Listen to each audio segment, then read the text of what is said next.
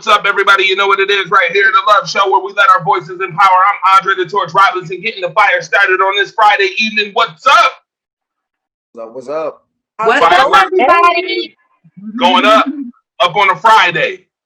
Even though this ain't Tuesday, it's Friday. This is the day before it goes up for real. Happy Independence Day. Happy Independence Weekend to everybody that's out here tuning in right now. We got Frederick Wilson II, obviously, on the ones and twos with me, and all the way from Las Vegas, Nevada.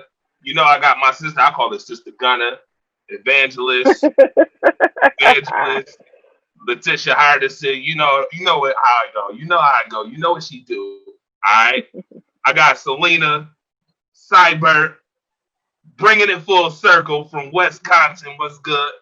I got Javon Bell right here from the 716, and I got Elena Fields. That's right. Make sure you tune in to Elena TV. All right, on YouTube. Right? Yeah. Get it. All right. Get into it. That's right. Get into it. All right. Stop scrolling. Don't watch TV. Watch the Love Show and watch Elena TV. All right. As we bring it full circle, and you in the place to be. All right. Let's go. Like and share the show. Let's get it going. How everybody doing? Good. I'm doing good. Ready to get rolling. You ready to get this thing popping? All right. All right. Let's go. Out here in Vegas. That's right. First topic on the docket tonight for the world premiere, obviously. Yeah, I know y'all ready. And yes, I played that music a little bit as we get into something that's going to be a little somber. Disturb our souls, right? All right. So everybody knows who this is. We know the injustice that was brought against this young man. This is a definite topic we need to discuss. We discussed Quentin Suttles and Breonna Taylor and many more the last couple of weeks. And now it is time to discuss Elijah McClain. I want to know from each one of you guys, how do you feel about Elijah McClain, the story, and what has transpired as far as the events that have occurred? Oh, well, I'll go first. This whole situation is just so unfortunate. This young man's life was snatched in moments. I can only imagine what was going on through his mind the last final moment. Well, he didn't die right there on the scene, but just as it was transpiring, he was an introvert. He was different, and I think it was messed up that the police weren't able to see that maybe something is wrong with him, by the way he was trying to talk to them. I feel like they should have just handled the situation completely different than what they did. Like, completely different. And he was like begging for his life and it's just unfortunate. The whole thing is unfortunate. That's all I gotta say. Letitia. I think that this situation really brings to light what we've been saying these last weeks, months, years about police brutality in the Black community. There is nothing about this young man that was stereotypical of someone loitering, doing drugs, causing. You know what I'm saying? He's not an atypical Black male, and yet still he was stopped, and it resulted in his death. I want to say we got to do better, but that's like an understatement. But we got to do better. The training, right? The training. Because it's so much more than the training. Here's what I know. The brief time that I was a psych major, we all have predispositions about what we think when we see people. That's just a fact. It's human nature. And when you get into, areas of just the fact that he looked different, their position was different, but the same. You understand what I'm saying? It was different, but it was the same. And we're just running into these situations. First of all, let's talk about this chokehold. Let's unpack that for a second. When you choke someone, if I choke Elena or Javon or Selena or Frederick, that is absolutely attempt murder. So Yep. with that being said, how is that a practice of any police force in the U.S.? How is that reasonable if you're going to charge a private citizen with attempted murder for choking someone because you're restricting their airways? Yep. Why is that a felony? Why is that right? Exactly. I think it's a Class A felony. Yes. Yeah. You know what I mean? So Yeah. like to even like it has to make sense, people. And I think that's the biggest problem in the United States. We're doing things and they don't make sense. It doesn't translate to anything that is reasonable. How do you think you can choke anyone and it not result in death? How? It's like they're doing it more now, right? Like since I don't think they're doing it more, Elena. I'm gonna tell you what it is. Because I don't think they're doing it more. And I said this a couple of years ago. With the power of the internet, the world is smaller. So you got the power of the internet and everyone has a camera and now everybody's catching everything. I don't think it's more. I just think they're getting caught more. Okay. Yeah, because this happened almost a year ago. It was August 24th, 2019. That young man lost his life. A massage therapist who loved animals lost his life. A convenience store run. Yeah. It's ridiculous. Ridiculous.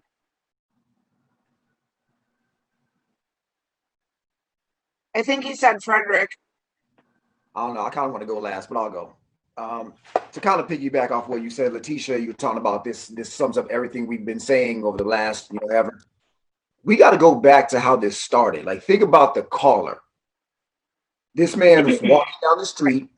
He's got a ski mask on. Now the reports are that he's got issues where he's cold a lot, so that could be why he's wearing a ski mask. But he's walking down the street. The caller said his arms were flailing, which is evidence he might have been dancing, listening to music. But why are you calling the police? The caller stated that the person didn't believe him to be armed, didn't believe that he was a danger to anybody else or to himself. So first and foremost, why are you calling the police? You look outside, young man, black man walking down the street, doesn't appear to be armed or dangerous. What's the initial police call for in the first place? In the first place, there was no reason that this young man should have had an altercation with law enforcement on that night anyway. That's number one. This culture of blackness still being suspicious. And like you said, Letitia, he was atypical. He wasn't that typical, well, look at him, he was sagging, but he looked, no. We've seen images and videos of this young man since this has happened, or actually since the story has gained a lot of traction. He was that type of brother that we don't think, you different, you're not that quote unquote typical brother. Nothing dangerous looking about him at all. So first of all, why was the police called? Then I was just watching the body cam footage that they have when the police initially approached him. My dude is walking down on the side of the street. He's carrying a plastic bag in one hand, just walking.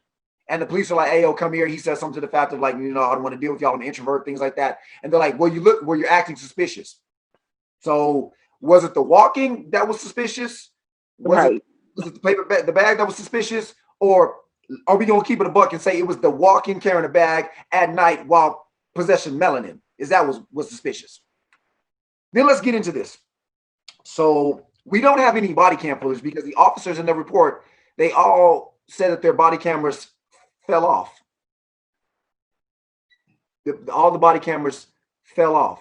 Now we have audio. We've all heard the audio of him, the things he was saying, "Hey, please, I'm different. I'm an introvert. Don't hurt me. I can't breathe," things like that. We have plenty of audio, but yet the body cameras suspiciously fall off when you have multiple officers accosting this young man and we all saw the kid. He ain't big. He's not like, he ain't just, but the body cameras fell off. Now, this goes back to, like you said, Letitia, what we've been talking about, this whole, most cops are good cops and it's just a few bad apples. No, it's not a few bad apples. It's the entire entity of law enforcement. because I still want to see what the body cameras, the attachment method that they're using in Aurora, Colorado, to where all three of them, four medium, just fall off. First of all, how they fall off before y'all got into a scuffle with them? Like, they didn't fall off in the act of, they fell off before the arrest took place to where you couldn't film that. But I mean, again, we supposed to be stupid and think that's a coincidence, or that's just weird. He was unarmed, he was restrained, then put in a chokehold. He's already restrained while you put him in a chokehold, everything you alluded to, Letitia. Then he was given ketamine to sedate him. Why? Why are you giving this young man drugs? First of all, he wasn't doing anything. He wasn't violent. Y'all approached him for no reason. Then y'all restrain him. And it's probably a situation of, well, he shouldn't have resisted, which I love how in America, where we're supposed to have lots of freedoms and liberties, basically a citizen saying, yo, you are not going to detain me because I have done nothing wrong is a crime in the land of the free. But why is he giving ketamine? And then he suffers cardiac arrest, and then he dies in the hospital a few days. I've heard conflicting reports. It was a few days later, 7 days later. But yeah, the whole thing. This whole story stinks and is literally a smoking gun of everything we've been saying about law enforcement, specifically in these past 2 months. Defunding the police and minimizing interactions with police. Stop sending, basically the strong arm, violent arm of this country's military and government to deal with people, when this could have been somebody that, hey, okay, we have a call, somebody's on the street, they might not be okay, but they don't appear to be dangerous. Maybe let's just send somebody out to talk to them, hey, are you okay, you good? But this whole case just stinks, and it's a smoking gun, like I say, of everything we've been talking about.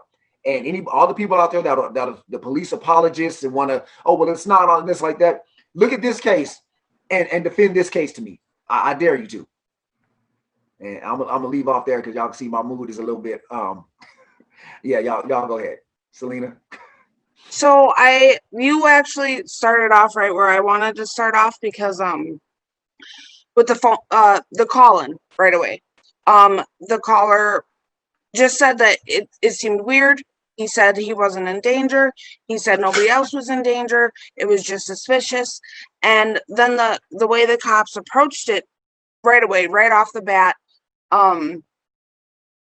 they had no reason. They didn't even watch him. They just went in, and they didn't look at him. They just went in right away.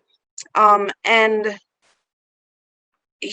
then right as far as the body cams, did you guys see the video of where one of the cops was facing the other cop, and the cop who had him in the chokehold, and that cop who had him in the chokehold, I'm not familiar with their names, but he said, "Get that cam off me, dude." Did you see that video? Any of you? No. Yeah, I watched it right before the show. So many like that. Yeah, where the cops, they realize they're being right. He's like, "Get that off me, dude." And to the other cop, because the camera was on him, and one of them said something to the effect, like, handed him his body cam, and he kept trying to get out of the view of the entire thing. It was really absolutely ridiculous. They gave him ketamine, right? Is that how you say it? That was for somebody who was 300 pounds, and he was, how much did he weigh? 140 pounds? Definitely smaller than me. Yeah, he was 140. What he was saying the entire time he was down on the ground, he was just trying to make himself appear human to the police. He's like, "I'm a vegetarian. I'm just different. I don't eat meat. I don't have guns. I don't do I can't breathe. I can't breathe." And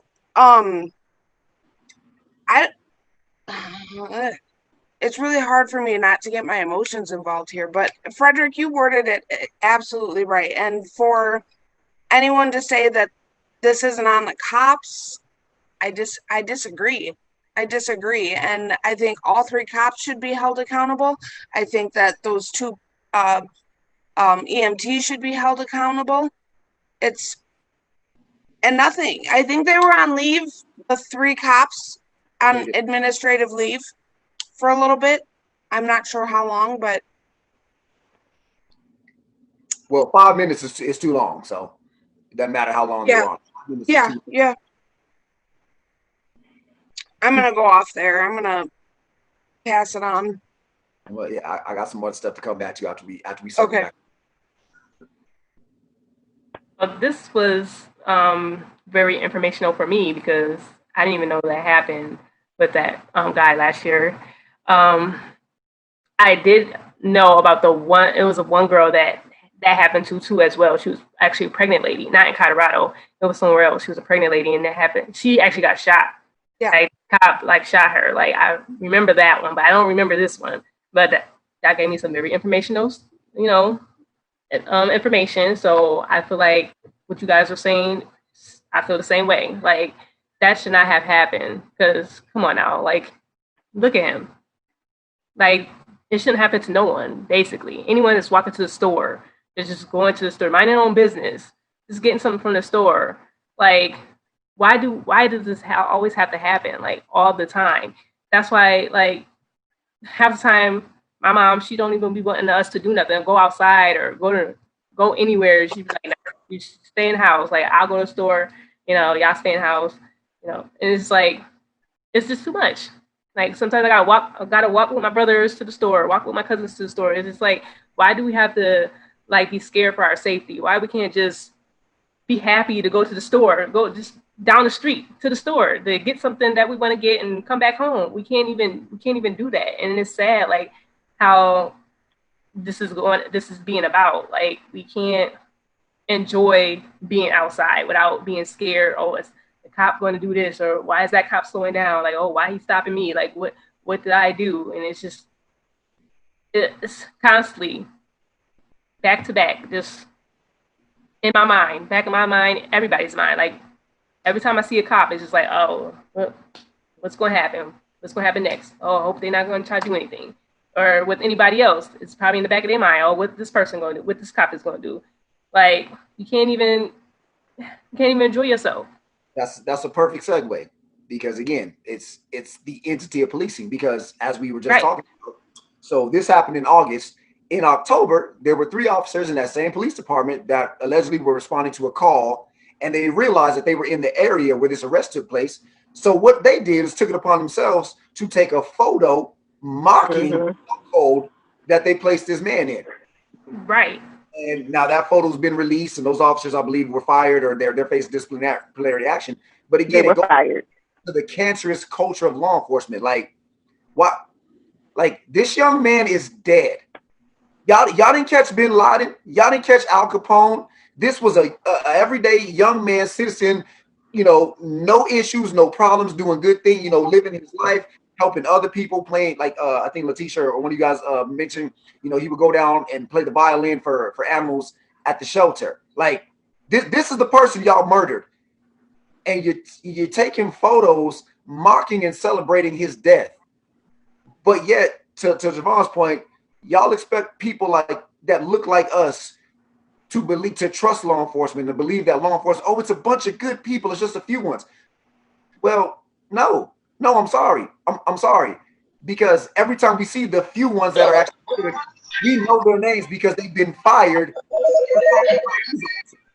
So if you have a whole culture that is dedicated to protecting all of these bad officers, you have a culture of these bad officers that are basically kikiing and knee slapping, like, hey, remember when y'all killed that boy right here? Look, like, Frederick. Look me dead in my face and tell me, oh no, blue lives matter and back to blue, and it's not all officers and this and that. Well, I know it's not all officers, but the problem is, Frederick, we got a caller on the line. Caller, what's up? What's going on? TC Casey. Oh, okay. Interesting. What's up? TC Casey in the house. So listen, I'm listening to the show. Shout out, great show. You guys are doing a great job. Everybody's talking about how the police didn't handle the situation correctly. Andre, you're a security officer, correct? I'm a peace officer / yeah. Awesome. Have you ever dealt with anybody on drugs or under the influence, maybe, and it was kind of a bizarre situation? Yes, hundreds of You times. have? Okay. So when the police get a call of a man in a mask, okay, and they approach the man, and he's a little different. I get that. He was an introvert, as he said. I think as a police officer, none of you guys have been in that position or those shoes. So it's very easy for you to play That's not true. Monday morning quarterback, which is what I see a lot of on this show. They don't know any of these backstories, okay? They don't know that he played violins for animals. They don't know any of this. I mean, that sounds good in hindsight. I mean, obviously, anybody can paint a story or paint a picture after the fact, okay? But if you look at this situation and you look at George Floyd, or you look at Breonna Taylor, or you look at any of these other situations, how do you even compare this one to those? It's outrageous. It is outrageous. The cops need to make judgment calls every single day, okay? Unless you've been in a position where you've had a gun drawn, or you've been in a position where your life is at stake, I don't think you're really at the helm to comment and make all these bold statements about police officers, especially in this situation. Was it tragic? Was there a tragedy here? Yes. But if you look at the situation, how can you compare this to a George Floyd, a Breonna Taylor, any of those situations? It's not even on the same level. It's not even on the same scale. And as far as the ketamine and the drugs go, I saw somebody in the comment, the cops, listen, the cops aren't the judge and the God. They can't tell us to take drugs. Okay, that's on the EMTs. The EMTs need to answer that. Why were they given 500 milligrams? Okay, even if the police officer did tell them that, he did not instruct them to give them a lethal dosage for a man of 300 pounds. How do you put this on the police? You talk about the chokehold. Okay, I understand the chokehold. I don't agree with that at all. I think that's absolutely wrong. But have you ever been in a fight with a man on drugs? I mean, have you ever seen somebody on drugs? Granted, he was not on drugs. I understand that. But when police get called, it's dark, you see a man in a mask. This wasn't during COVID time. This was in 2019. So somebody in a mask is going to be very odd. It's going to stick out, right? Oh, yeah, definitely. Yeah, absolutely. So, That's why someone made the call. Listen, I hear everything you're saying, and I get it, and I know it's a tragedy. Like, in the beginning, I was hell-bent. I was like with the police fully. And then I figured out who the kid was. I figured, and it's terrible. It's honestly, it's terrible. And I think in the long run, let me get on you this. guys talk about defunding the police, defending the police. How do we put more funding into police and more funding into training? Because if police are having problems in these situations, how do you feel that like social workers or normal people are going to handle these situations? What's going to happen when these social workers get killed when they show up to a domestic? Are we going to have the same outcry? What's the response going to be there? Because ultimately, I think that if we fix police, if we fix that issue, we still have the issue of crime. We're not going to get away from crime. Ultimately, we live in a country, we live in a world that is full of crime. And you know what? The good does outweigh the bad, but unfortunately, the bad's always there. And if we don't have a backup plan for when we do fix the police, where are we going to be? We're going to be in the same position now, just with less police and less protection. And that's just my opinion. Maybe you guys have some thoughts on that. I'll let you guys talk now. Oh, I got some thoughts. Can I comment? Go ahead. Yeah, start. I just want to talk about stuff that you said on the show.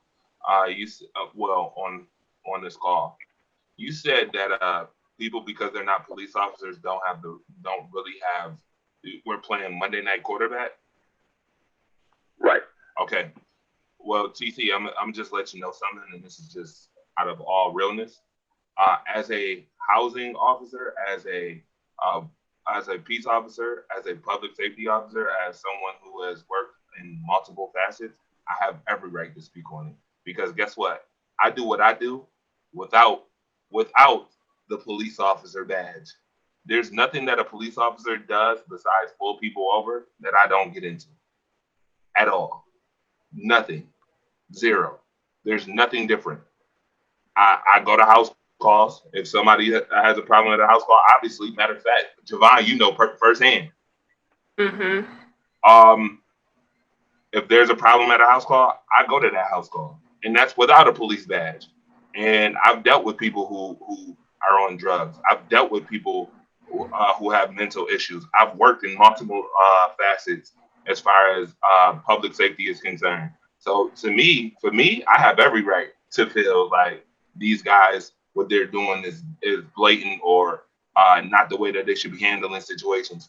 First and foremost, if you are a police officer as such, you're there to protect and serve, correct? Correct. That's the first line of police officer work. That's the first line of security work, to be honest. That's the first line of public safety work. I agree with the demilitarization of the police. I do not think that they should be in full riot gear. I don't believe in that at all. I'm with you on that. Now I want to get onto that too, as far as we talk about defunding the police. Here's why I personally think that we need to take some of this stuff out.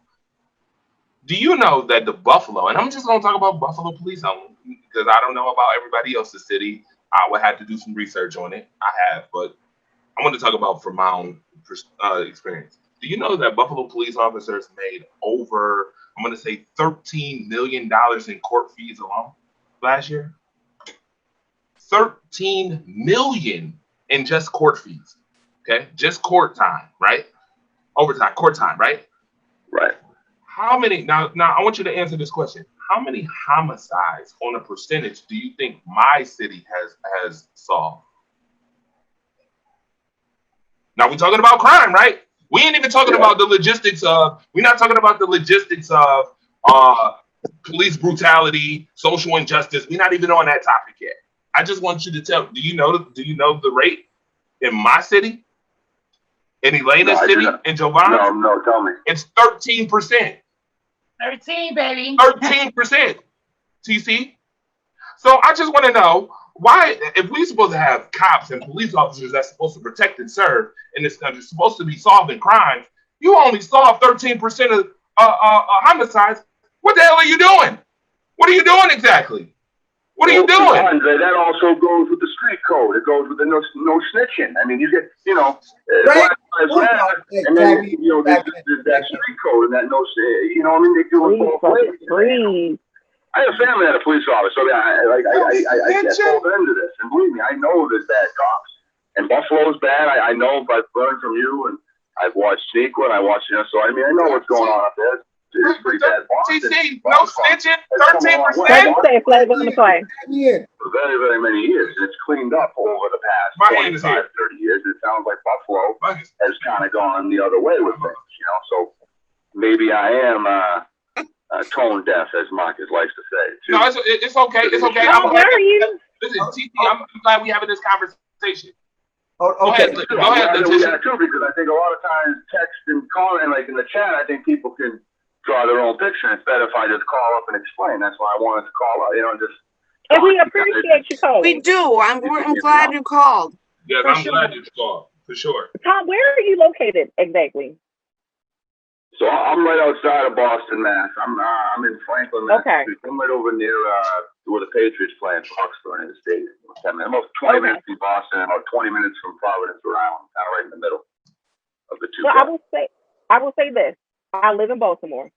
As of 2018, Baltimore, Maryland was one of the top 5 cities for heroin addiction.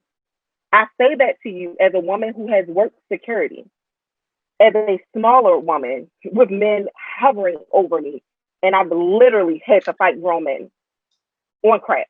Okay, so I think that I am qualified.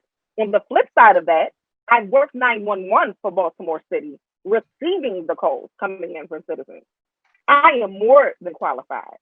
I will say, to highlight your statement about the EMT, you are absolutely correct, because the police do not dictate whether a person is given and what they're given.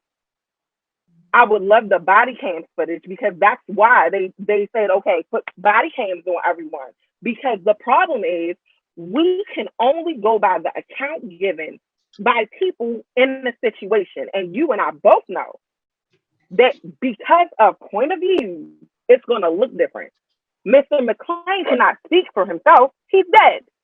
So all we have is the account of these 3 officers. And it doesn't work for me. Fire department, both police department, they tend to work hand in hand. They bump heads a lot, but they work hand in hand. So I don't think that we're going to get a fair account of what happened for any of these 5, especially EMT, because they was dead wrong. I have no idea why they're not forefront, because that ketamine situation, they should absolutely lose their job. You are the medical professional on the scene. You should know how much ketamine to give somebody. And might I add, I live in Baltimore. I bet you if I walk around here and randomly ask, wait, these junkies could tell me how much ketamine to give somebody. So as a trained professional, that's ludicrous. But the bottom line is we were dealing with, and I believe Mr. McClain may have fallen on the autism spectrum. And here's the problem. I have a autistic, grown, 26-year-old brother who is nonverbal.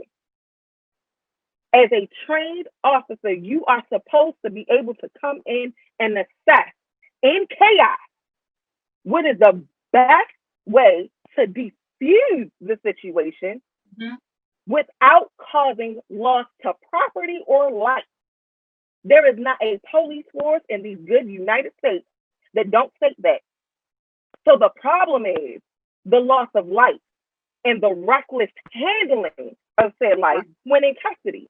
Because when you are face down on the ground with handcuffs behind you, you are already in a compromising state, even as a healthy being and breathing. It's not easy to breathe like that. If you don't believe me, I challenge you to lay on the floor, put your hands behind your back, and stay there for a minute. It's hard to breathe. Yeah. So you tell me where is the line? Right. Where's the line? Because And again, back in the day when I was a kid, they laid them that when they cuffed them, they immediately got them up. Why? Because it compromises your breathing. Mm-hmm. Right. And that's why I think it's very important. We spoke about this last week. That's why police officers should be from the communities that they patrol. Because if you really know the people in your community, you would have known that young man has special needs. You would have known what areas, where you patrol, where families have children with special needs. There's a lot that TC called, and first of all, we definitely appreciate you calling in. There's a lot that you said I want to unpack because what you said has been echoed by thousands and thousands and thousands of other people. Okay, I'm gonna start backwards. You talked about the street code, non-snitching. You know who else has a non-snitching code? Anybody want to take a shot out of these two entities we're talking about? Who has a non-snitching code? Law enforcement. Law enforcement has a. That's the biggest gang it is. As I talked about earlier, the good officers that we hear about them because they've been fired, terminated, shunned, blackballed because they told on other officers who messed up. So if you want to talk about a community who has a history, a deserved and justified history of not trusting law enforcement, or a community whose job it is to serve the people, which one of those is it worse to have a non-snitching code in? That's number one. Well, just the first thing. Going back to what you started at. Now, as my man Marcus Bet, shout out Dirty Curry, always talks about, we're going to call balls and strikes, right? You are 100% correct. Those officers, they showed up, they had no idea who this man was. They had no idea he played the violin. They had no idea he did things for animals. They have no idea, right? But I'm pretty sure they had an idea as to how to work their body cams. I'm pretty sure they had an idea as to why their body cams are on. As Selena alluded to, I'm pretty sure they would have an idea of why they wouldn't want another officer filming them in the act of doing something illegal. So Trying to find that.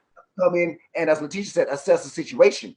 But there's also a certain thing called right, wrong, decency.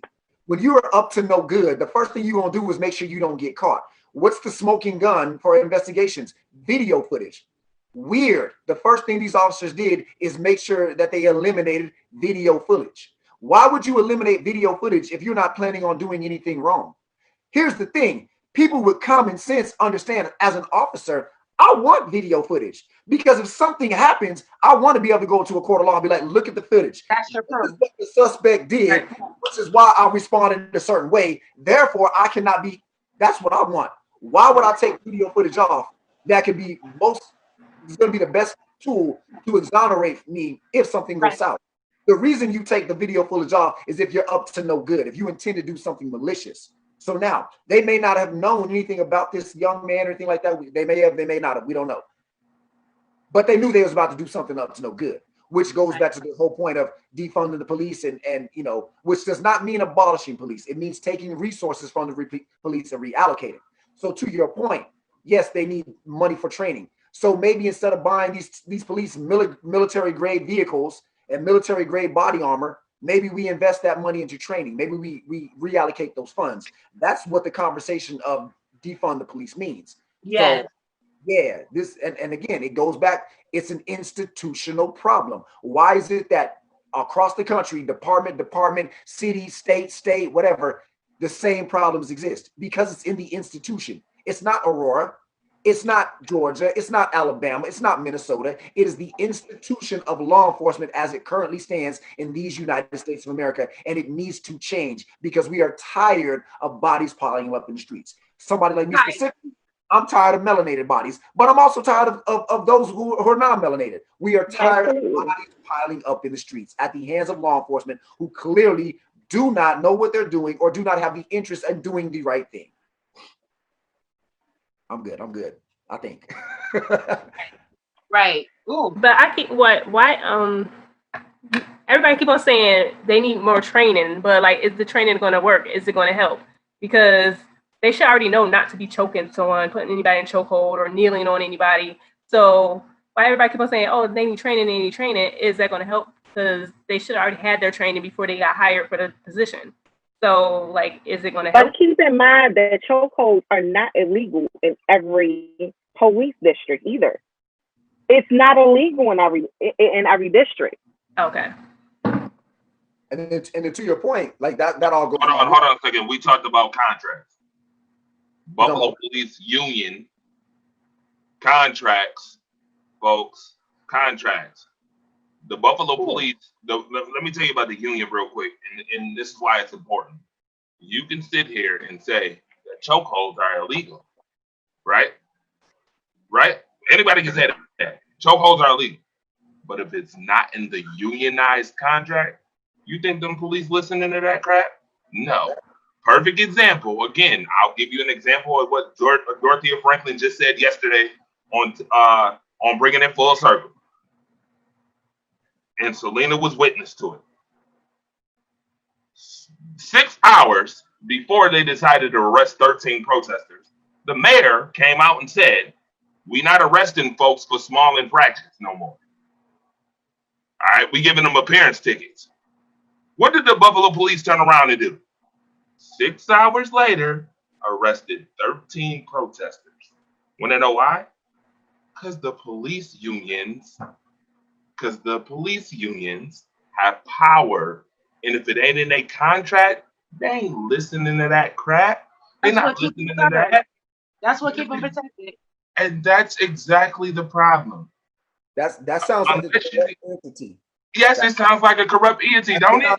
Very corrupt. So when I say that policing is a community and people want to look at me like I got an arm growing out my neck, this is the kind of stuff I'm talking about. It's the truth. Look, I got one word for you. Teamsters. If you know anything about Teamsters back in the day, you understand what corruption looks like. And I don't care where you go, police unions, anywhere. As a matter of fact, I told y'all I worked 911 for Baltimore City. We were unionized. They were gangsters. Okay? So, Teamsters, that's what I got for you. Yes, ma'am. And this is the thing people need to understand. This is not, like say, this is not a individual officer. This is corruption, and it goes to the law enforcement, the entity of right. It's a culture. The policing in America is rotten to the core, and it needs to be revamped. And to touch on Devon's point, yeah, it's not about the training. It also goes back to screening, because who are the people that we are bringing in the first place? And I think it was last week or the week before we talked about that. Like every time something happens with an officer, John Q. Public gets a hold of the name. They go to their Facebook page, type in the name, boom, it's right there. You see on the Facebook all the red flags. They right there. It's not like they're hidden. You don't need to bring in, cold crackers and Navajo wind talkers. It's just right there. Swastika flag and neo-Nazi tattoo and I hate gays and the F words and the R words and the N words. And I'm like, how did this person make it onto the police force in the same country where we have teenagers getting their college scholarships to play sports revolt because they tweeted something off color? That's a good point. Play ball, but you can go. You know what the problem is? We're not checking after we hire. We're not checking throughout duration of service. Exactly. Because your urine is clean when you go in, your psych eval is clean when you go in. You understand what I'm saying? That Facebook is clean, or you make it private when you go in. But through the duration of service, because it's public service, they need to be checking. Just like they do random drug tests, you need to randomly check these social medias because they tell a story all the time. That's a fact. And we're not doing that. That's not what's happening. When's the last time you talk to a couple of officers? See the last time they had a psych eval? Because Damn. part of the problem with being a police officer for a duration of time is you become desensitized to what you're seeing. So if you're desensitized, there is a lack of empathy that happens. Yeah. And Interesting. let's be real, y'all, because we spend a lot of time saying what's wrong, but the setup is wrong too. How Right. many hours are these people working?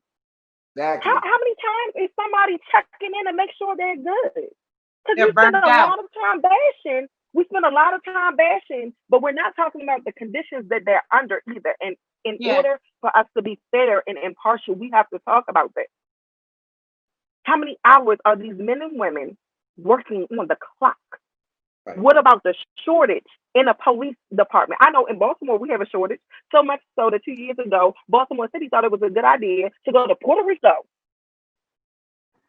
and recruit. These people barely speak English on Baltimore Street.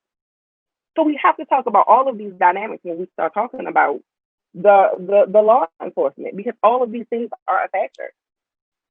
Absolutely. Absolutely. Well, we got some footage for y'all. Hey, stop right there. Thanks Stop. to Selena for this. Stop. Stop. I have a right to stop you because you're being suspicious. Turn around. You're being Turn around. suspicious. Stop tensing up, dude. Stop tensing up. This is the body cam right here on the police who dealt with Elijah McClain. Stop tensing up. Relax. I'm going home. Relax, or I'm going to have to change this situation. Stop. Stop. No, we're gonna stop. You guys started to arrest me, and I would stop playing you. Now let go of me.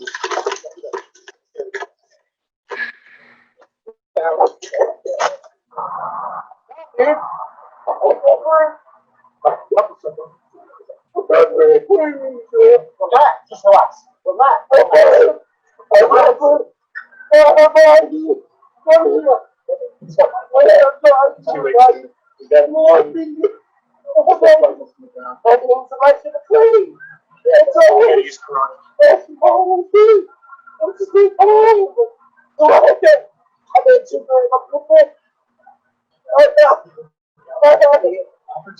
I just don't like it. I just did. That's all I was doing. It was actually good. I'm so sorry. I feel bad. I don't do that stuff. I don't do anybody. Why would you do that? I don't do drugs. I don't even kill flies. I don't eat meat. I'm not necessarily. I don't judge people. No, I mean, I'm trying to walk away. I'm trying to see food. When we showed him up, we were walking. Forgive me. Yeah. All I was trying to do is we started up. He reached for the road. Don't do it. Don't do it. All right. Time out. Did anybody just hear that he said he reached for a gun? Did somebody hear that? Yeah, Yep. they put that in the report. Okay. that he used for the So gun. that's number one. That's a lie.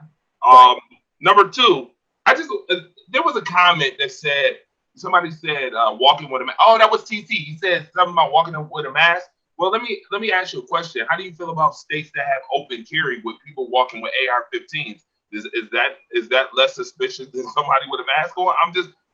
Please elaborate. Shout out to Chris Fisher because he literally said that in the comments. Yeah. Chris, thank you. Chris Fisher. asked that We same on the same wave. We on the same wave. Like, is that more suspicious? Let me continue to play this though. I need people to listen.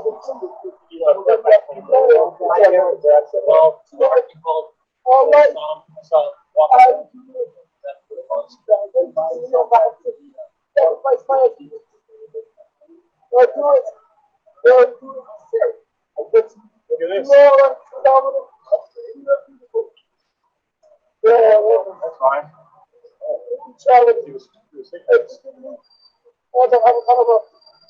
I said, in a mood, in another. Oh,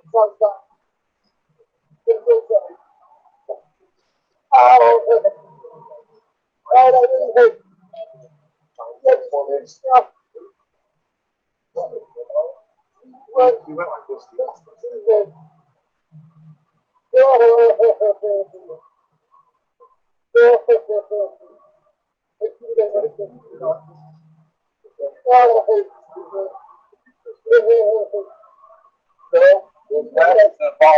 One more body right here.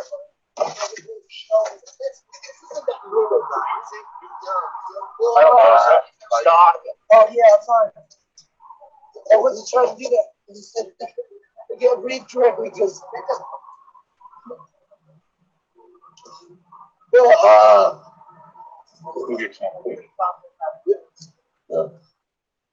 it was. You right hear there. it? There it was right there. Now I Good want to camera, dude. that Aurora House, those brand, they got the brand new stuff. They got the body cams that will like turn themselves on and off and reposition themselves automatically once the body cam realizes that it's been off and covered up. It'll just, so that's why, you know, it was dark for the most of the video, and now all of a sudden now we have video footage because they got them new cameras that, you know, realign and reposition themselves. Yeah. There it is right there. Multi-camera. Move your camera, dude. No, he went for his gun. Oh my god. So he's walking away from us, and he did this thing like, "Hey, dude, this is not a big deal. Just relax." And we sat there for a good 30 seconds, trying to calm down. Like, dude, hey, not a big deal. We need to talk to you. And then he kept doing this, and he kept saying things that didn't make any sense. All right. There's a lie right there. There's a lie right there. Y'all walked right up on my dude and started to grab him. Y'all didn't stand there and try to talk to right up on him. In the conversation, he didn't make sense. Y'all literally walked across the street to him and started to and grab them, right? Yeah. So see, and that's the thing. Where's I can't even think of it. Where's your integrity? You lied about him reaching for the gun. You turn your cameras off so that way there's no footage of him allegedly reaching for a gun. And then you're gonna sit there and tell the EMTs, well, you know, we were just trying to be cool. And no, you weren't. You escalated the situation. My dude is walking down the street, minding his own business, and y'all went right up to him, surrounded him, and proceeded your little whatever it is y'all Once do. I saw No, that, you know what, though? I'm sorry, Len. I gotta say this. You know what? The cops do protect and serve themselves.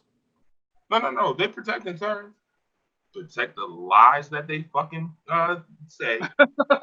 Ooh, Andre, watch it. Death. I get a pass then. And serve people with death. Yes, you heard me for the first time, cuss. I apologize because I'm absolutely disgusted because these folks get paid thousands of dollars to be unqualified to do the job when there are people who actually really can do the job that are qualified and who actually give it a DAMN, and they get the worst end of the stick. They don't get the job because John Scott Hoochie know the commissioner or know the captain or know this person or know that person, and that person is a freaking clown. But there's people who actually care that don't get the job or who got to run through hoops and circles just to do the right thing. It's absolutely disgusting. And obviously, as you watch the video, all of them are a bunch of liars, and a bunch of clowns. And liars. That's how I feel about that. Shout out to Chris Fisher in the chat. If y'all remember when they first walked up to him and they were surrounding him, the officer told him he was going to change the situation. If you don't blah blah, I'm going to change the situation. That's a low key, like, you know, that's a threat. That's a threat. You say that to me, like, I'm gonna be like, what do you mean you about to change this? So basically, if I don't give you my full on, if I don't submit to your every whim, you about to make a problem for me, dude? Like, yeah. So shout out to Chris Fisher on that. Yeah, that's the thing people don't realize. And on the back end, as an autistic person, he can't qualify that statement. to make adjustments for himself. Just by the way. And another thing I wanted to bring up, if y'all know, they just had a memorial, a rally, a vigil for this man, and they had people out there playing violins and things like that. His mother spoke. Speaking of changing the narratives, why do you have snipers there? Why do we have police in full riot gear there? Because again, and people protest. When you go out to which is all right, and you look over and you see the police have showed up ready for a fight, that changes the energy there. If you see police presence, okay, we're just here to make sure, that's one thing. Right. But when they riot gear on, they showed up for a riot, that changes things. And that goes back to this. Like police, they escalate situations because they don't use judgment, they don't use common sense, they don't use logic, they don't use critical thinking. If you're gonna have the riot police there just in case, why not keep them in the back to where they're not visible? They're on scene to where, because you can't just gear up immediately, but they don't need to be visible. Right. What you think, Miss Bell?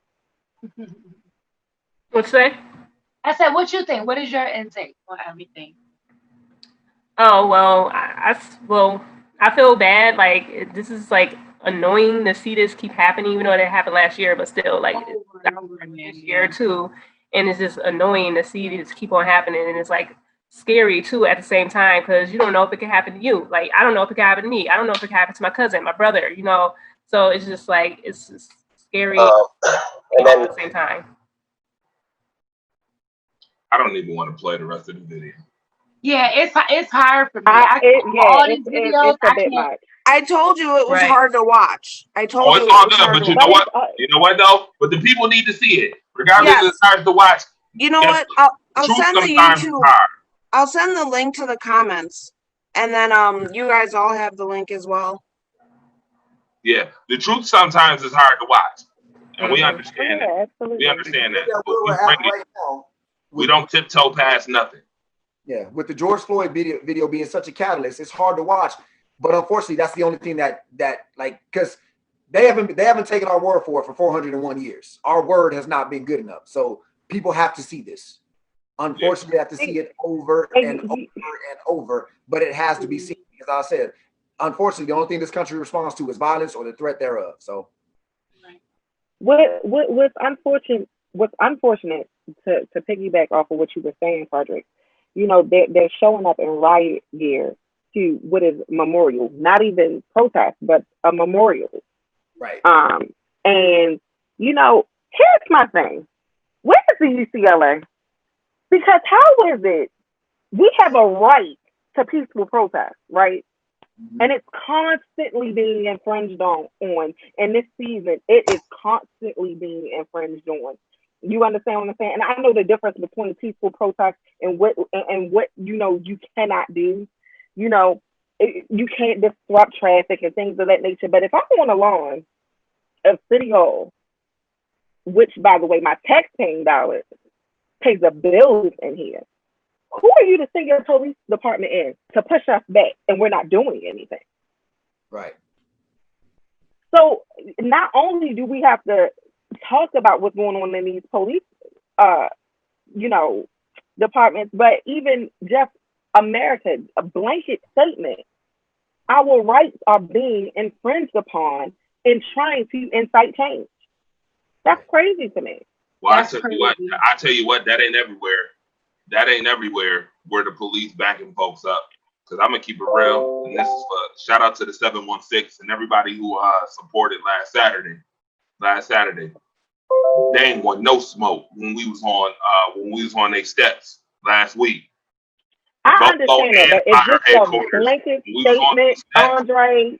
It's happening more than it's not. Oh, listen. I'm telling you straight up. Some folks play those games and some folks don't. I tell you, there was a difference. I understand because it's not happening here. But if you sit and watch CNN, just like when all of this jumped off, and the NYPD was pushing them people back because they were pushing them back, and all of a sudden somebody came on the scene and they was like, no, they was like no, and they stood down, but they were absolutely pushing them back. Oh yeah, I agree. I've seen it. I've seen it many times. I'm just saying from my own experience personally. Listen, it also goes. What it was. Police was watching. last Saturday, across the street watching. It also, Wow. I just want to make sure that we're calling attention to that. The mans was being taped on their doors and on their posts. Selena, you seen the pictures. You seen it firsthand. And I'm sure anybody who's checked out the page has seen it as well.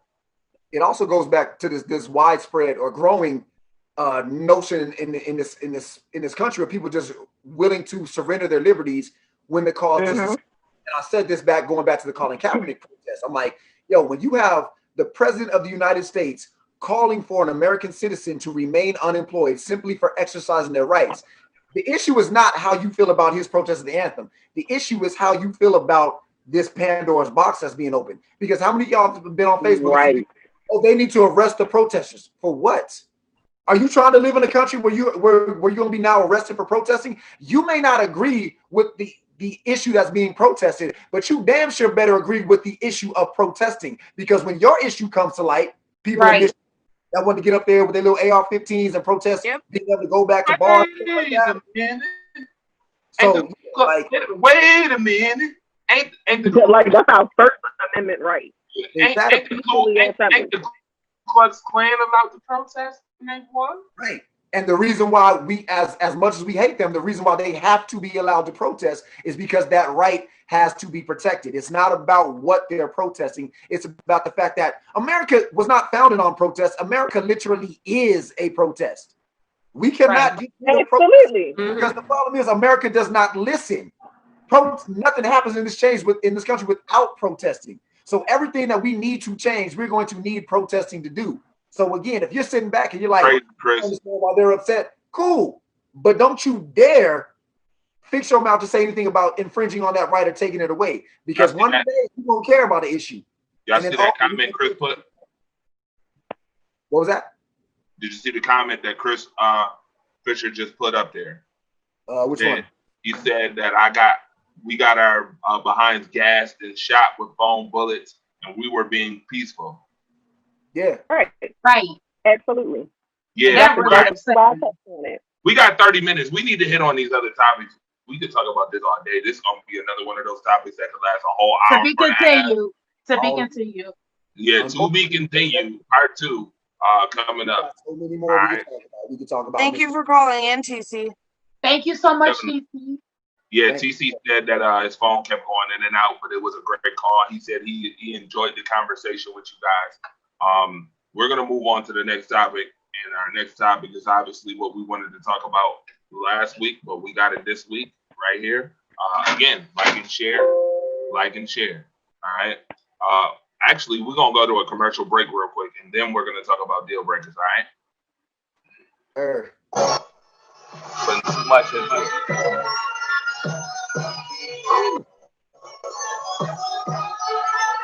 Yeah. Let's get this fire started. Sports became my passion. Campbell bring it to life, highlighting all the action. Opinions could explode like a chemical reaction. If we started from the bottom, now rise up the newest caption. And it's known that every team and every person got an nemesis. But there's a similarity that's more all of our differences. Statements can get real, better back it up with evidence. Prove it for the record, watch the tower of deliverance. Hate us outside the lines, but we do it quite frankly. Cause I'm around the horn, so it's hard to interrupt it. Cause I hate that they be fretting. Cause the unwanted production, plus I gotta do it all. And it ain't up for discussion, man. And blood, sweat, and tears, man, they measure up my actions. All right. Y'all know what it is right here. The place where we let our voices empower the love show. Yes. We bringing it to you live and direct right here from Buffalo and from Las Vegas and from Baltimore, and from Wisconsin. Yes. We got 4 states in the building, and we got a whole lot of people watching. We appreciate you for tuning in. You guys, make sure that you continue to like and share. Your mama's cousins, brothers, sisters, aunts, uncles, nieces, nephews, cousins, great-grandfathers need to be watching the show, all right? Make sure we make that happen, and make sure you download the OnPoint Network, all right? The OnPoint Network. Now, here we go. We're going to talk about deal breakers in relationships. We're going to switch it up a little bit.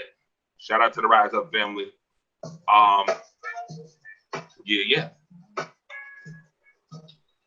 As you can see, we got a major list of short-term and long-term deal breakers in relationships. I just want to know, do anybody agree with these? Or has anybody been subjected to any of these deal breakers? Shoot. Unfortunately. Not for long. Not for long. So Right. do It didn't we last wanna- long. It didn't last long. Come we on, wanna- Elena, tell us about it. What? Yeah. Which one? Hold on, Elena. Which one you want to start with, Vitamin E? You want to start with the long term or short term? Short term. All right, let's start with short term. All right. Because we're never gonna make it long term with bad hygiene. Like, we're not doing it. We're not passing. We're not going to the next level. You don't get to go to the next level before hygiene. I have one that is not on the list that I don't see. And a big deal breaker for me is if you have children that you don't take care of. Yes. You are not present. You have children, you're not present in their life. That's a deal breaker for me. Yes, Yeah. yeah. Yeah, that's not on the list. It should be number one. Yeah, no deadbeat. No deadbeat. I don't want it. Yeah. I mean, All right. So that's more of an issue for y'all than it is for Right. me. But yeah. let's read these this list. Has health issues such as STDs. Whoa. I mean, that's number one. Negative. Right. STDs, SBIs, SBIs. Smells bad. That's Poor hygiene. That's a Hygiene. non-starter. Bad. Obviously, number 4 doesn't know. Nobody really cares about this one anymore. All like that. Nobody Is cares. already in a relationship. Lies. Lies. No one cares. That's funny. Lies. I'm sick of these Anger married men issues. trying to talk to me. Or is abusive. Oh, you gotta go. You gotta go. Let's talk about physically, emotionally, and verbally, because we didn't emphasize that, and those are all Yeah, those under are all that. Absolutely. Right. Number 6. This one is whoa, a no-brainer. Yeah, that's a bad no-brainer. and dead. Yeah. You ain't got no swag. You ain't got no juice. You gotta get put in the friend zone. If you bad and dead, you gotta go in the friend zone. You gotta go. I don't know how to come back from that, and my maturity is not there yet. Wait, hold on. I'm gonna jump on that grenade. So that one get an asterisk, because here's the thing. If you y'all getting down with the get down for the first time and it just doesn't go. It just doesn't go. Is it fixable? Are they coachable? Is it, you know what I'm saying? Like, is it just like, Right. because that person might be bad that first time, but it might be okay, you know what, we can get in there. You know what I'm saying? So I'm like, that's not like, that ain't one where you just throw the whole person away. That's one where you have to determine whether that's nervousness or because they whacking bad. Right. Right. And truthfully, because here's the thing: when we have sex with different people, there is the learning curve. Exactly. Especially if you've been in a relationship and you're learning someone new. Okay. But like stuff like, yo, your stroke is just wrong. I don't know how to fix your stroke, yo. I'm not going to. I'm not coaching you. I can't help you with As a stroke. 40-year-old woman, I'm not coaching you through this. You should have figured it out by now. If you can't shoot your shot right, listen. You gotta come with that stroke. You got to come with the stroke. Listen. You talking about coachable? Yeah, who said I want to bring female Sean Bradley off the bench? Who said I want to bring female Sean Bradley off the bench? Hell no. Go my foot. Hey, which one of the Ball brothers had that shot where he used to come? Yo, listen. We ain't even gonna talk about Lonzo. Bad stroke is like bad fellatio. We're not doing that. No. We're not doing it. We're Wait a not minute. doing it. Whoa there. Did you say fellatio? Did I hear Bad fellatio? stroke is like bad fellatio. Oh, We're not geez. doing that. Lord Jesus. Number 7 is unattractive. Hold on. Time out. Let me tackle this one. That's a non-starter. Let me tackle number 7. That's a non-starter. I just want to say this right off the jump. Just because y'all behinds think y'all look cute now, don't mean you ain't unattractive. Fact. Hello. Personality. Yeah, Hello. personality a killing. I just want to put Personality it out there killing. right now. Just because you got a cute face and smile, and you think that the world owe you everything, that is a turn off, automatic turn off. I don't care how pretty you look on the outside, facial wise. Oh, okay. Mm-mm. You know what else is bad? Comes When in. you're pretty and useless. Woo! When you're pretty and useless, Woo! that's bad. Woo! Ladies, you cannot bring your vagina to the table and think that qualifies for a relationship. Yes, ma'am. Right. Uh-oh. Woo. Hold on, quote that. Somebody needs to quote that. It's 2020. Don't be out here getting like, hey, all these filters and all this other stuff. Like, yeah, y'all gonna start meeting people in What person. you look like under your makeup without your filter? Yeah. I ain't worried about makeup. I can see through the makeup. I can see, okay, makeup and eyelash. Can you? Because I'm a woman and sometimes I can't. And I'll be like, oh. But see, the good thing about me is I don't like women that wear a whole lot of makeup. So that's a turn off for me anyway. So if you got on a whole lot of makeup, I'm probably not really going to be physically attracted in the first place. So I ain't got to worry about that. But yeah, so like, yo, ladies, gentlemen, y'all, if y'all don't live in the same town or y'all can't meet up, y'all better get on video chat or something real quick. Right. No FaceTime. Can we hashtag this? I want the cake, but not the cake up. Okay. Yeah, okay. hashtag it. I want the cake, but not the cake. Okay. Oh, point one. All right. Maybe it's Maybelline. All right. Number 8 is currently dating multiple partners. That's short term. That's not a deal breaker for me. Oh, yo, hold up. I gotta. That's not a deal breaker. I gotta listen. I have to. You gotta know where she going. If she going around, I have to read this comment. It is hilarious. Casey, what's good, man? Casey said, "I would say not having Cheerios on." Dude. Yo. Selena. Did he do that? Yes.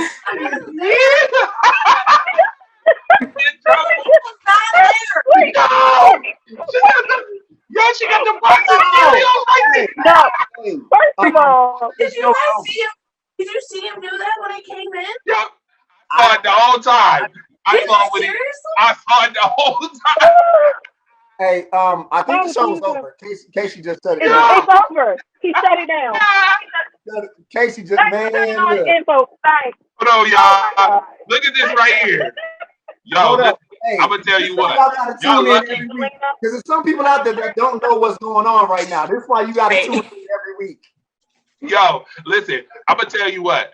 Y'all very lucky that the prompter was on the screen with the list and they actually put the Cheerios on. That's hilarious. Wait. Yeah. First of all, why are there Cheerios in your room? Are you feeding the baby Cheerios? Is this what's going down? Did you put a bowl of Cheerios in the living room? No. She ain't even here. Don't answer. Don't answer. Don't answer. God. This is why y'all got. Oh my God. This is why y'all got to tune in every week because it's something. Absolutely. For those who don't know, Selena just won the show. Casey just won the show. Selena puts Cheerios in the room for the baby so she can get it in. For those who were not listening last week, that's how she gets down. We see the Cheerios. It's okay. We don't judge you, babe. We love you. Oh, and by the way, listen. You want to know what the worst part is? At least if you don't have fun for yourselves, at least let the baby have some fun. It couldn't be Honey Nut Cheerios. You had to give them the regular plain Jane Cheerios. Wait, Andre. Deal breaker. Woman who feeds children regular Cheerios. Are these vegan? You can't even get no. So y'all know if y'all ever just pop up on Selena and y'all see like the bowl of Cheerios out, you know you showed up at the wrong time. You should excuse yourself. So we should. Right, like my bad. Casey, you family, brother. Don't worry, you are family, brother. Definitely. Listen. She said, my baby ain't gonna have high cholesterol levels at all. Right. Heart smart. Heart smart. Oh my God. Look at the dogs up here want cereal. Listen. Your Them whole house Cheerios, on Ruby today. You lit. them Cheerios gonna get a baby by Spidey sense. Oh, The baby gonna have Spidey sense. Listen, he gonna hear certain stuff and be like, "Oop, I know what that is. Let me go the other way. Oop, let me go. I know what time it is." That means that this doesn't become a thing. Like Nation, like this is gonna be a thing. Like, instead of Netflix. can we reverse the narrative, please? I got some questions. Moving on, y'all. Hey, I got 100 bucks of oats at my house. Absolutely, Melissa. Bam. All right, number 9 is doesn't take care of themselves. And number 10 is racist. Biggie. All right. Well. All right, so that's short term. We done had a whole lot of laughter going on. Reversing the narrative, we're gonna talk about long-term deal breakers. All right. Obviously has anger issues and is abusive. Currently dating multiple partners, is untrustworthy, is in a relationship or married, has STDs or STIs or FBIs or however you want to do that. or SVUs, whatever. Not SVUs. has alcohol or drug problems, is inattentive or uncaring, has anger issues or is abusive. They repeated that twice. Golly, they repeated it 3 times. Has poor hygiene, has anger issues or is abusive. So they made sure they put that thing on there 3 times. They're trying to keep people safe. So are these things they're trying to say that you need? It says long-term relationships. So are these things that obviously you would be looking for right away? But what if these things start happening during a long-term relationship? You gotta get out. Right. That's right. What if you're married? So Selena, that's interesting that you say that. Because number 10, racist bigot. You think that would be short term? Yeah, that's funny because people are together and they know they bigots.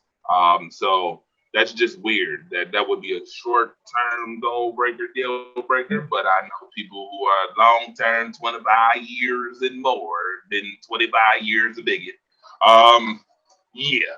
So, but I think these can be tailored to, the particular person, because I look at both of these lists and say they're interchangeable. Any of these things would be a no for me. And let me also add in, because we're talking about abusive and maybe someone's thinking about to you, but also to children.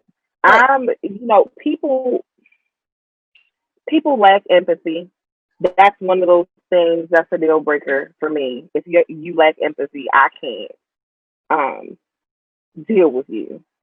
But this is what's missing from the list that as mature adults should be on the list. Someone who is not fiscally responsible. How am I building a life with somebody who is financially irresponsible? Where are you going? And I'm surprised I don't see it on the list. Good one. Yeah. Because it's one thing if you're coming out of a situation, you have to fix something, but if you just, for all of your 36 years, have had bad credit, that's a firm no. That's a hard no. Mm-mm. Yeah, I can agree somewhat to that. I think if there's one thing that can be coachable, it's that though. Finance. It can be. Not by me though. I don't have no patience for it. Not in this season of my life. If I was in my 20s, I would be willing to coach. Going into my 40s, no. Why haven't you figured that out? Why haven't you educated yourself? Absolutely not. Goodbye. Right. Mm-mm. What's a good number to have for deal breakers? Like, is there such thing as being too picky and having way too many deal breakers? No. And I'm going to tell you why. Because if they are your deal breakers and you negotiate, you are going to find yourself in a very happy situation. Whether anybody else feels that your bar is too high, if you compromise, you are going to find yourself in a miserable situation. And let me take off my life coach hat and put on my relationship coach hat. Mm-hmm. Well, okay. You can't negotiate deal breakers like that because you're compromising, and then the other person isn't compromising, and it builds resentment. Where you gonna go with resentment? Okay, well, maybe I should change it a little bit. So what if let's say your deal breaker is you don't want somebody who's materialistic. You don't want somebody who is high end or everything has to be super, high maintenance. But you start dating somebody who might be, and they are. What if they have some deal makers that offset a deal breaker? Like, what if they're super affectionate to you everywhere? They're publicly affectionate and they're at home, they're super affectionate. But in the same token, one of your deal breakers is they're super high maintenance and it drives you crazy. Like, can you balance it? Like, can you compromise that? So the question is, Dog said, I'm out of as here. you're having this conversation, are you debating with yourself or are you debating with other people?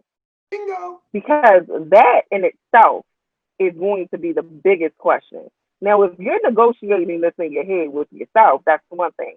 But if you're having these conversations with other people, I would.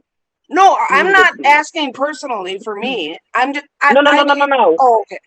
But that's what I'm saying. Okay. People have a tendency of not asking themselves the hard question. If you can live with it, it's fine. And maybe it's not a hard deal breaker for you. Like for myself, my deal breakers are hard. They're firm. I am not negotiating those deal breakers because they are that big for me. But then that's the other thing. Is your deal breaker really something that's negotiable, or is it a firm deal breaker? Because that's what I'm saying. If you're willing to back off of it, it's not really a deal breaker. Exactly. That's where I was going. Anybody that inspires you to feel differently. Mine's are hard. I don't care who you are. It's not going to change. It's a deal breaker for me. I don't have a lot of them. Deal breaker is a breaker.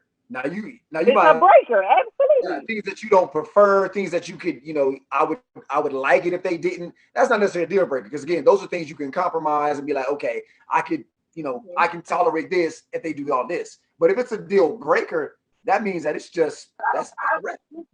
But that's where I was kind of going with being too picky. Like, are there people who are too picky when it comes to deal breakers where they have to figure out themselves what is actually a deal breaker?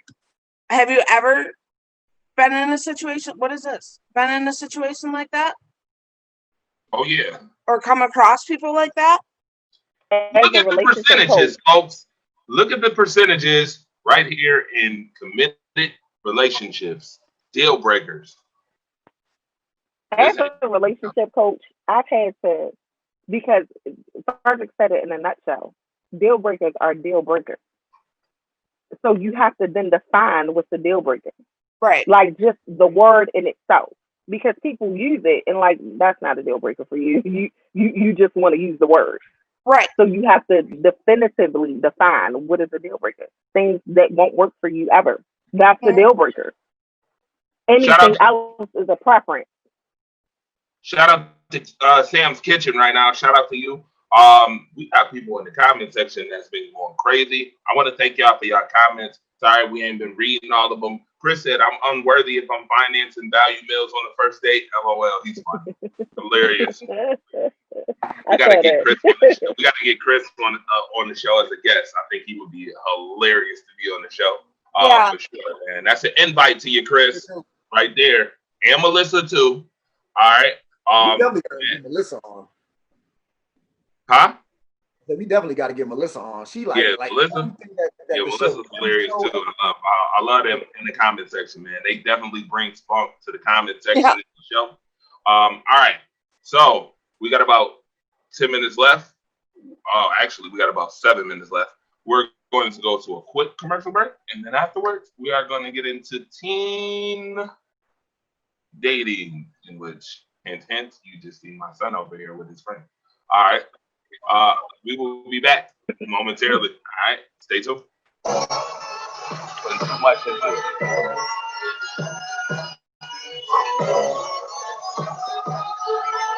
Yeah. Let's get this fire started. Sports became my passion. Combo bring it to life, highlighting all the action. Opinions could explode like a chemical reaction. If we started from the bottom, now right up the newest caption. And it's known that every team and every person got an nemesis. But there's a similarity that's more full of our differences. Statements can get real, better back it up with evidence. Prove it for the record, watch the power of deliverance. Haters outside the lines, but we do it quite frankly. Cause I'm around the horn, so you start the interruption. Cause the haters they be spreading. Cause the unwanted production, plus I gotta do it all. And it ain't up for discussion, man. Them blood, sweat, and tears, man, they measure up my actions. All right, y'all know what it is. We back on the show that lets our voices empower. You know, it's the love show. You see it. Teen dating is our last topic of the night, folks. I want to thank everybody before we get into this final topic for tuning in. I want to thank y'all for supporting the lovely people that's on this panel. All right, all the lovely folks that's on this panel: Selena, Elena, Letitia. Get it? I was hoping you was gonna get me, Letitia, Javon, Frederick. I was hoping you was gonna get me. I was doing that on purpose. I just Did you see the look? Did you yeah, see? I seen the I look. know. The look is a look of you better get my name right. Say my name right. Put some respect on my name. Yes. So teen parenting. All right, teen parenting. Here we go. You see it right here. Open your eyes to teen dating. But I also got some stats about teen dating violence. It says approximately 1 in 5 female high school athletes report being physically or sexually abused by a dating partner. The majority of the parents have not been told by their children about dating violence. And just 33% of teens who are in an abusive relationship has told anyone about the abuse whatsoever. Dating and technology, digital tools, social media, texts, and emails has given bullies and abusers a new way to control, degrade, and frighten their victims anywhere, anytime, any place, and even when they're apart. 1 in 4 teens dating said they have been harassed or abused online through text by their partners. 2 times as many teenage girls than boys reported sexual abuse online through text messages, online and text messages, and less than 1 in 10 victims of digital dating abuse sought out help. Okay. Dennis Holmes, thank you very much. We appreciate you, my brother. Shout out to Talk Your Ways Tuesday. Shout out to you. All right. Panel, teen dating. Well, I'll start first. I am a single mom of 2 amazing boys. They are amazing. But my experience with my son's dating, and I think a lot of kids are battling with this, kids that come from a one-parent home, when they're lacking the other parent, they deal with being possessive over when they deal with abandonment issues. From what I see, it can affect their little relationships because they don't want them to leave them. They don't want them to break up. And that can come, a lot of drama with that. That's tough for me as a single mom. With my boys getting attached to their significant other and just trying to let them know it's okay if it doesn't work out, you can walk away. That's relationship. It's okay. But that's a major thing with even with the girls that are lacking their father, and then they're looking for a father figure, protection, to be provided for, all of that from their boyfriend because of the environment that they come from. So that's a major issue, I think. What do you guys think? It's interesting that you said girls lacking their fathers, children lacking their fathers. Mhm. because I know a lot of single dads. So as time progresses, I'm wondering what it's going to look like for these young people that are lacking mothers. Traditionally women are more nurturing than men. I'm not saying that that's always the case, but traditionally we are more nurturing than the men. So when you think about um, being nurtured as a child and being coddled, because most of us coddle our babies to an extent, um, that's huge in development, and I just wonder what that's going to look like as they become teenagers, adults, and how they're going to navigate through intimate relationships. Um, because there's such a mm, it's very unfortunate, and teen dating is hard even when you have two parents in the household. It's challenging because there are hormones that come into play. There's life issues that come into play, and contrary to popular belief, I believe these children deal with so much more than we did.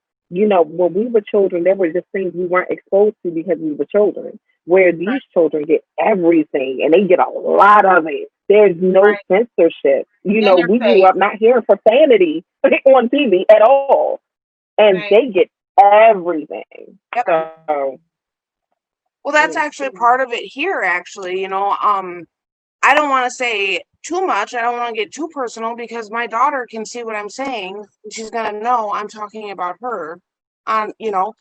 They can see everything. Um, Mm. I, it's, I don't know.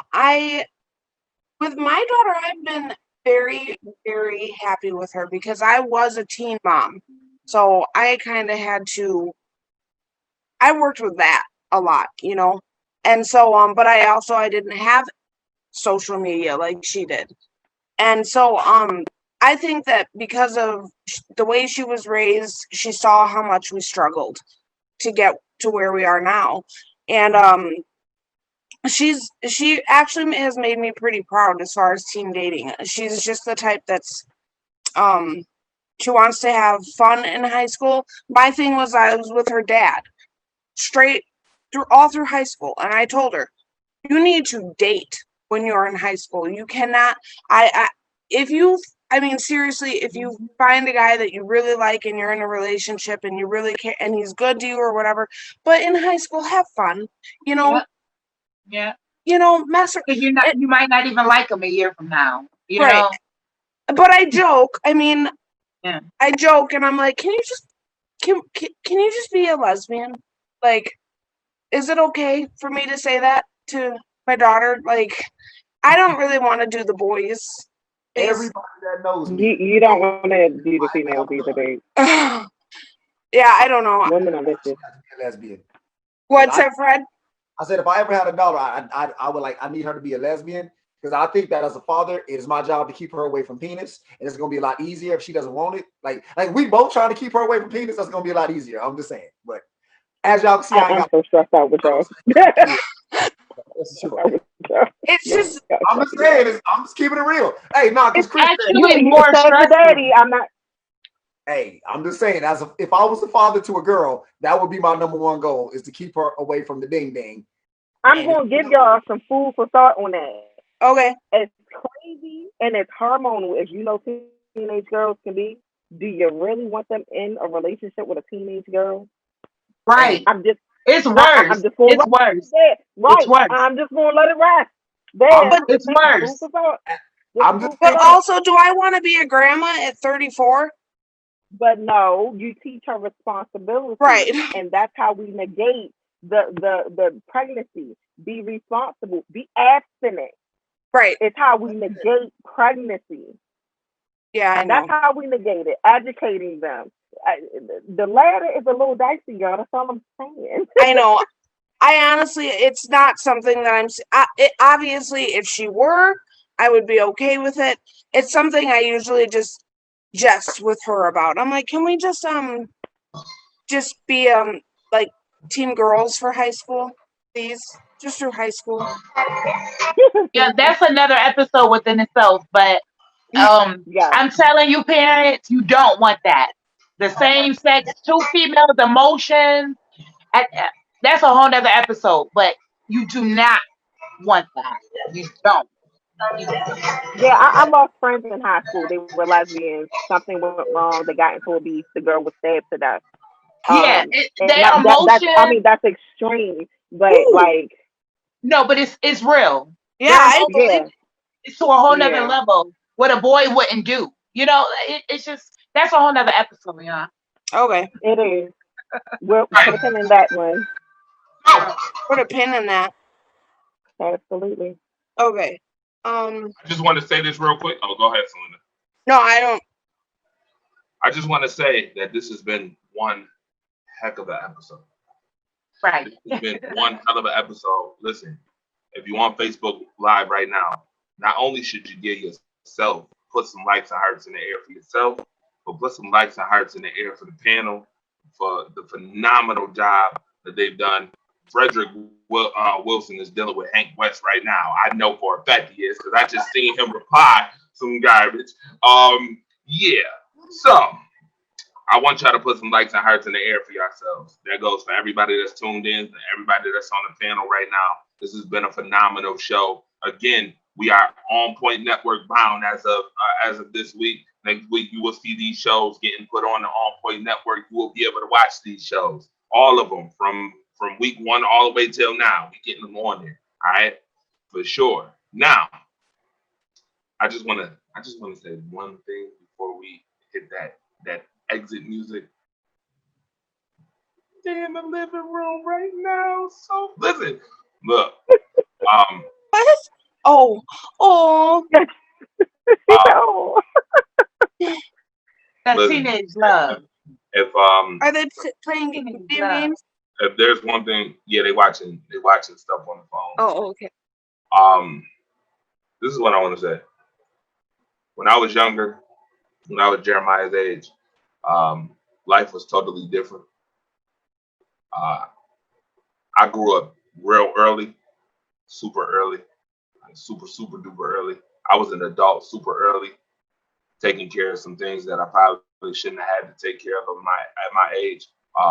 When I was 16, I was working, going to school, trying to play basketball, all in the same token, while in a foster home that was super abusive. It is a blessing just to be able to see your son grow up and your son be so responsible. Like my son already knows to totally respect women, even though he knows that I've been in some situations that haven't always been the best with relationships and things of that nature. But it is also a blessing to see that the other person, who is the woman who on the other side, respects my son, totally respects my son. Like that to me, I'm not about to get emotional on this show, man. Y'all not about to get me emotional. Yeah. But I'm just glad that that is there, because even as an adult, I kind of wish I had that from my past relationships. Someone who honestly, genuinely is just there because you are who you are. You see what I'm saying? Unconditionally cares for you. A lot of that is not prevalent no more. People don't unconditionally care for you. People don't have genuine reasons to care for you anymore. A lot of that shit is gone. So it's just when I see my son and his friend, I don't mean to get all emotional, but that gives me life. I know I got two lights right here, but that just gives me life. You see what I'm saying? My son is very responsible. So I want to shout out my son on the show right now, Jeremiah Robinson. Shout out to you. Yay! Yay! Shout out to you. He over there. Can they hear us? They're in there. Yay, Jeremiah and friend. Right. Cassidy, by the way, that's her name, Cassidy. Y'all so Shout out funny. to them too. Man, it's real. That's all I can say. It's real, and I'm happy. I'm about to go party with them right after the show too. Oh, good. I want to say happy holidays to everybody. Please be responsible and please be safe. I do not want to have to bring it full circle on Wednesday and report that 5, 6, 7, 8 people done got shot in my city. me Or and Elaine, anywhere else, please. or anywhere else for that matter. Yes, or anywhere else for that matter. Yeah, we don't want that. We want it to be safe, have fun. I mean, y'all been blowing fireworks off the whole month anyway. The whole month of June, Last month. they've been shooting off fireworks Memorial Day. since Memorial Day. Memorial Day. Right. So be safe. Different.